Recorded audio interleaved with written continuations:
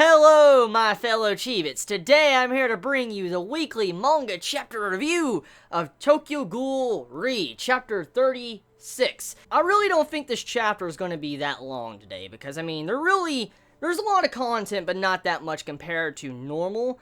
So, I think this chapter review might be shorter than some, hopefully, because, it doesn't seem to be that much. There's a lot of discussion about squads and stuff. So, anyways, besides talking about that, let's just, dive into this review. So, as always, I have my, tablet up with the chapter for I can go over each individual page and break it down and discuss what was going on in this chapter.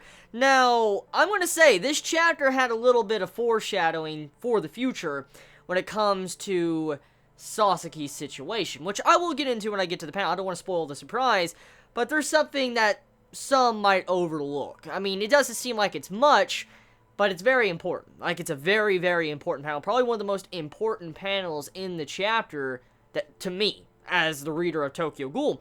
So, anyways, let's start off with, page 1. Let's dive right into this chapter. Let's see what is going on here. So, right off at the start, Hirako has transferred.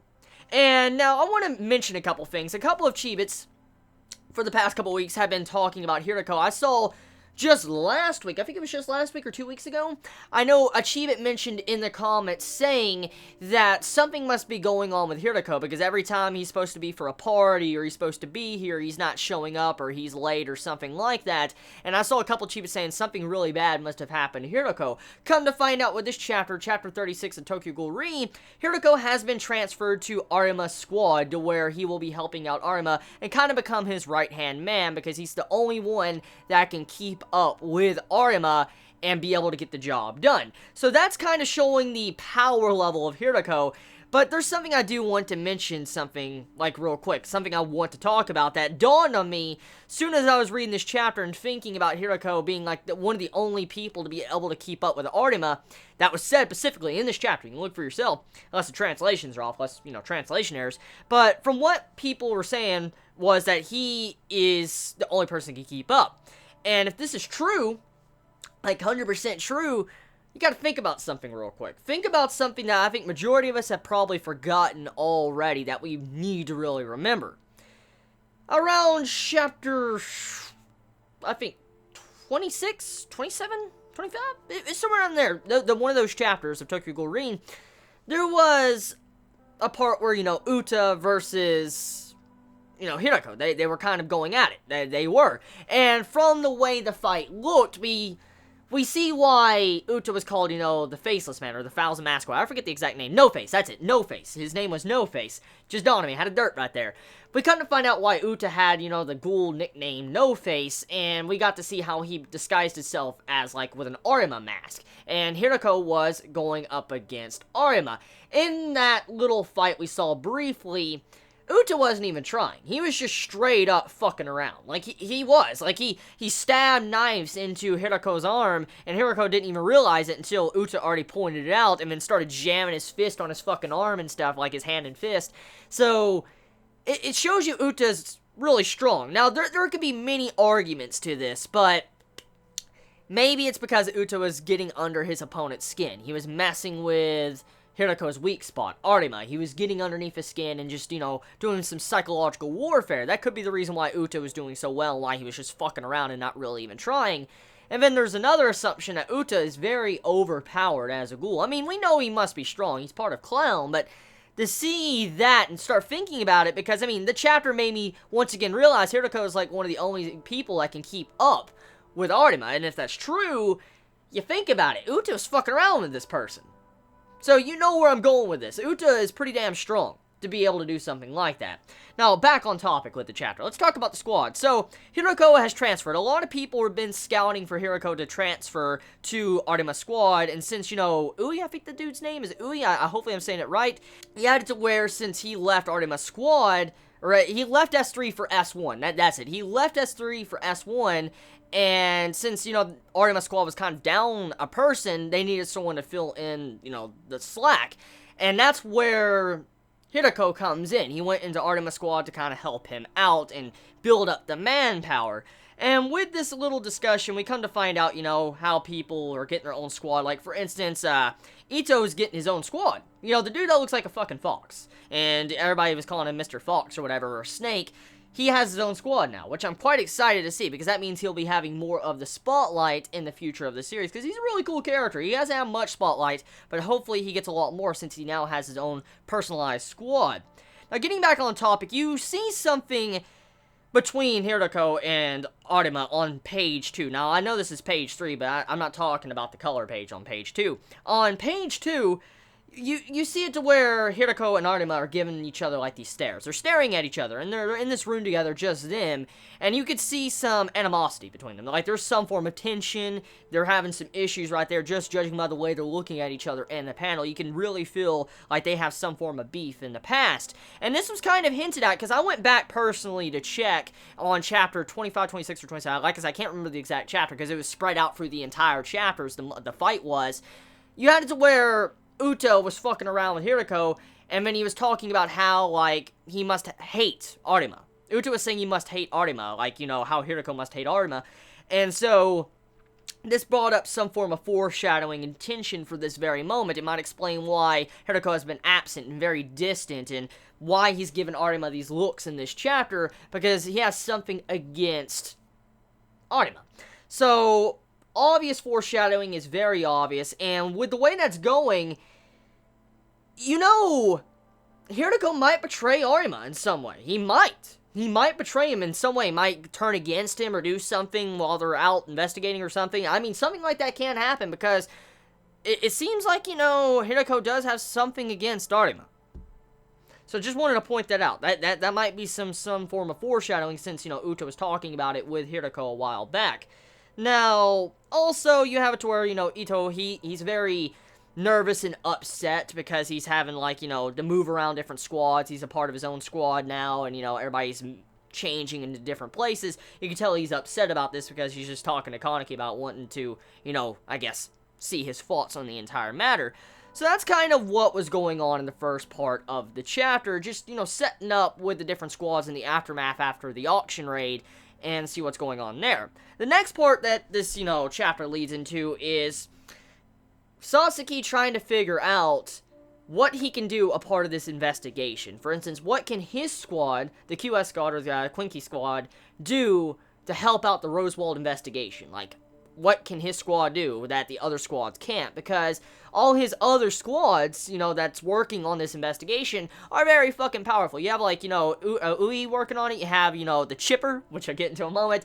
You also have it to where, you know, Haru is a part of it. I mean, you have all these big names working on this case, and you have it to where Sasuke's, you know, contemplating, like, how in the fuck are we supposed to do something that they can't do?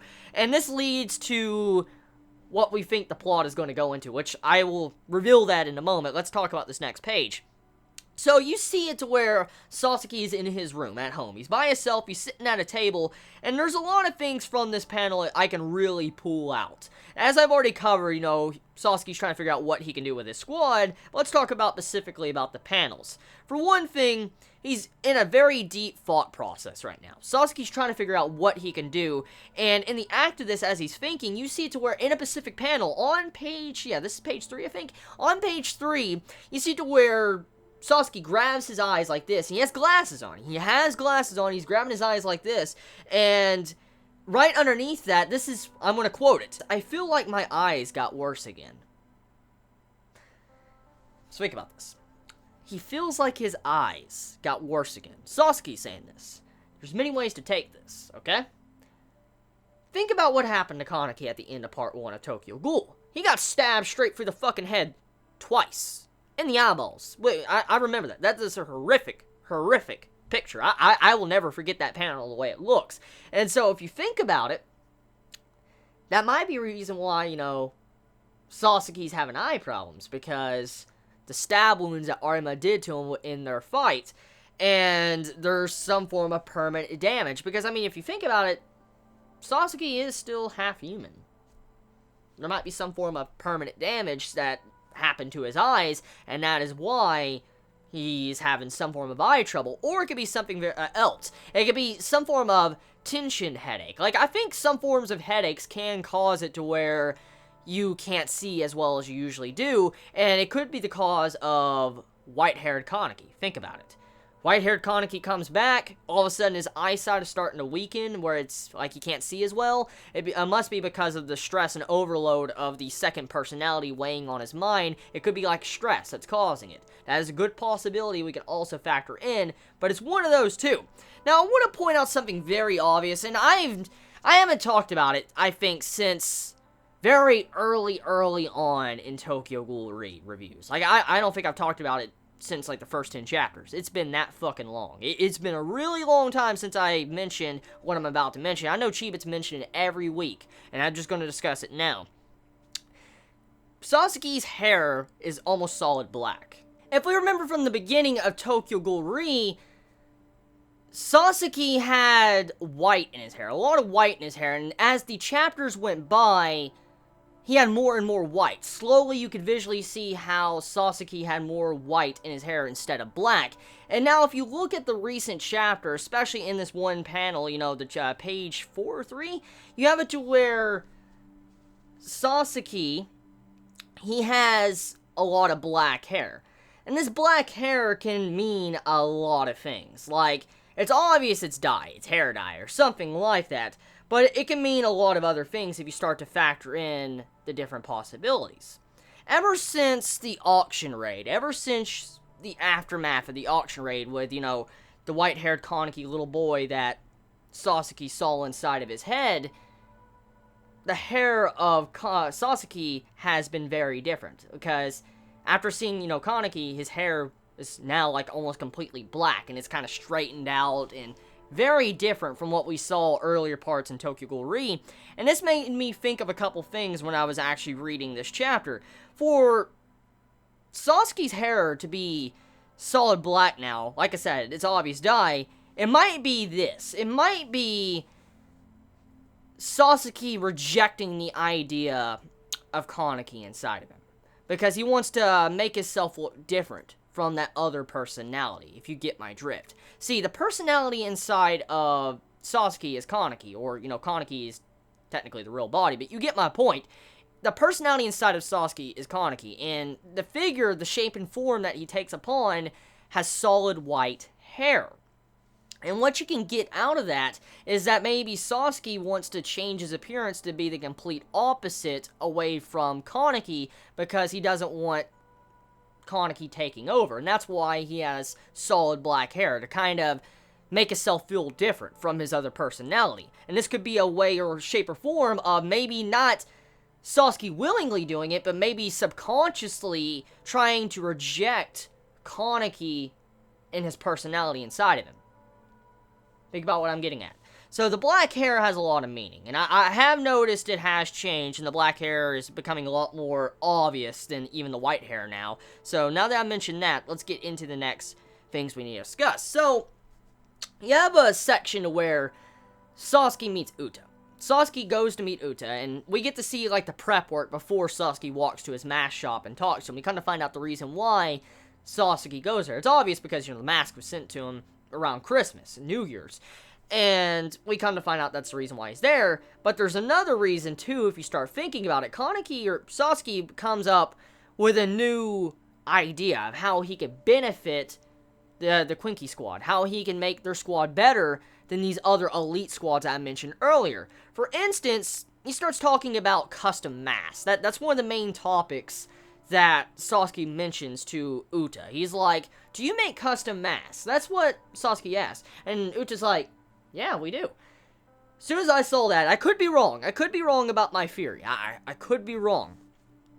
But I think what Sasuke is trying to do is make it to where he's going to make all his squad members, since they are half ghouls, they can disguise themselves as half ghouls. I think he's going to make his squad get custom masks and then wear them to sneak around and find out more information about the Rosewalds. Or Shu's family, the Sukiyama family. Think about that. Makes a lot more sense. It really does. It makes a lot of sense because wasn't it around this time in part 1 of Tokyo Ghoul when Kaneki started wearing his mask a lot more? Wasn't it around this time? Like, you know, around the chapter 30s? When Kaneki did? I know he wore it a couple times beforehand. I know he did. But I'm saying, wasn't this one of the main times he really started wearing his mask? I think it was. And if I'm correct, that would mean that this also, once again, goes along with what was going on. And he's willingly wanting to put on a mask. It goes along with my theory I made a while back. But I feel like that's where the story is going so far in this arc. Sasuke's going to be getting custom masks for his squad to sneak around as ghouls. And this could cause a lot of issues, because if, as we know, if Torso sees Mutsuki, that's not going to be good. That's not going to be fucking good. We know for a fact. And there's a lot more setup for that, which I will get into in a moment. But yeah, that's where it's going. Now let's, cover the factor with Uta, with, his Kakugan, his eyeball, that all of us were just wondering about, like, how the fuck is Sasuke not just arresting Uta as soon as he saw that eyeball? He asked Uta, like, oh, about that eye. And Uta plays it very sly. He's like, oh, you see this? It's a tattoo. I inked my eye. And I know this is real, because I've seen people with inked eyes and stuff. It's a good possibility. It's a very good possibility, and that's what Uta says to Sasuke to get out of this. And, I mean, it's very believable. I mean, you look at Uta's body, his entire body's covered in tattoos. It is. And if you were to look at someone with their body covered in fucking tattoos, you would assume that his eyes would be inked. So, it makes a lot more sense when you factor in all of that. And so you can understand why Sasuke would kind of agree, like, oh, okay, that's what it is. And it does make a lot of sense, because, like I said, his body's covered in tattoos. So that's how Uta gets away from being discovered as a ghoul. I expected Sasuke, at the very least, to remember Uta. Of all things, I, at the very least, expected Sasuke to recognize Uta, because that was a very monumental moment for Kaneki in Part 1. I mean, he got his mask. That was the first time he got a mask to hide his identity, and there was a lot of, build-up to that moment. So it makes me question, like, why wouldn't Sasuke remember? You would think also the split personality Kaneki would try to tell him or to let him know, or maybe just hiding it for now. One or the other. Now, next part moving into, let's get into the fight of Hydra and the fight with the Rosewalds, the maids and stuff. Hydra, she's got them dodging skills. Like, she's sitting there fucking dodging. She's like this shit, dodging fucking blows and stuff. She has, like, this agile body. It's fucking crazy just seeing her do this. Like, she's just dodging shit as she's being sliced at. And she's like, just like, combing my hair and shit. That's what she's doing. I'm like, God, she's a monster, man. She cuts through the freaking wall Kagune, the detached Kagune. And then she does this. She's just sitting there dodging like and stuff, doing those Arima moves. Man, she's scary. She's scary, man. Every time I see her, she scares the hell out of me. She really does. She's a monster, man. She's a freaking monster. She's not someone I think any ghoul would really want to just get around and mess with. She's that fucking scary. Now, after the aftermath of that fight, which was very quick, by the way, I expected it to be a little bit longer, but Tokyo Ghoul doesn't usually focus on fights, so we should be accustomed to that. I mean, Tokyo Ghoul is not one to focus 50 chapters on fights, so I can look past that for it being short. It was mainly about the setup of this chapter and the dialogue. Come to find out, Haru doesn't really have the ownership rights of the ghoul that got captured, one of the maids of the Tsukiyama family. The Chipper does, or Kijima. He has the rights. And he goes in to interrogate the ghoul. And this is where it gets very fucking creepy in the chapter. I'm like, yo, what the fuck? This is the scary thing. He walks in. And this is what he says. I want to quote, okay? I want to quote him. I can feel your loyalty to your ward's organization, Rose. You won't say a word, most likely, no matter how much I interrogate you. I understand that. And that's why I'm thinking of sending a little present to your friends. Where do you think would be a good place? Let's explain this. We figured out how he got his name. He used to work in the ghoul prison. He's the Chipper. He's a skilled ghoul torturer. He might have known Jason. He might have. That's a theory. It's not fact, just a theory. I'm just saying he might have known Jason. Or even then, he's probably seen some fucked up shit. Probably how he got his scars. Still probably a part of V, though. I still assume he's part of V. I don't trust the bastard. But the dude gave off a smile that reminded me a lot of Kaneki's smile. You remember when Kaneki, he's like, shut up 103 bones, like he was going to break all the bones? I remember that panel from the original Tokyo Ghoul. Well, that panel's, face smile that Kaneki did is very similar to what Kijima did in this chapter with his smile. Now, the next thing I want to move into is what is going on with the Tsukiyama family. There's a huge thing building up right now that is not looking good. For one thing, you have to where Kanye ask one of his maids a very important question. He asks this. Matsume, what? This might be just nonsense, but please hear me out. If, let's say you had to choose either Mr. Shu or the Tsukiyama family, which would you choose? And then you have it to where Matsume says this. Kanye, who exactly is your master? Sad. So pretty much she says Shu. She doesn't give a shit about the Tsukiyama family. She just cares about Master Shu. And Kanye comes to the idea of like, yep, I agree the exact same way. And that's why he believes it. But this is what he says. He says getting food for Master Shu is becoming increasingly difficult because of the Rosewald investigation. They're being hunted down. And they're having to stay very low. So they can't hunt down ghouls or humans as much as they used to, which is causing a problem because Master Shu wants a lot of food to eat. Because he's been eating a lot. He's getting a kakuja. And in the act of this, there's something very ominous about this one panel that we are left upon in this chapter. That makes me start thinking. Kanye says this. Just listen to what I have to say, little mouse. We do know when he says little mouse, he's talking about Chi. Chi's a human, by the way. Right before this panel, he's talking about how hard it is to get food for Master Shu. It's very hard. They gotta stay low. And then all of a sudden, as soon as he's done saying something like this, he brings up Chi. There's two possibilities for this. I have two theories, which I will mention. First things first, my first theory. You have it to where Kane might feed Chi to Shu. Most likely. Because she's human, and they need something to feed Shu, since he's very hungry. So, Kane might feed Chi to Shu very soon. It's a good possibility. It is. Second possibility. Right underneath that, as soon as he says little mouse, this is what was said in a panel. Where's First Class Sasaki? That's the next thing that's said right after what Kanye says about the little mouse. I'm assuming he's probably going to either A, feed Chi to Shu, or B, get it to where Chi gets Sasaki to come to where they are, for Sasaki can see Shu. That's another theory. I think Kanye might have finally given up and tried to get Chi to go get Sasaki to bring him to fix Lord Shu. That's my other theory. So, now that I've said that, I think I've gotten everything. You have it to where, let's see, cute little Cookie-chan Psycho, just being very cute with Shirazu. Oh, that's very fucking adorable. Oh, it's so fucking adorable. I love her face, man. She's so cute.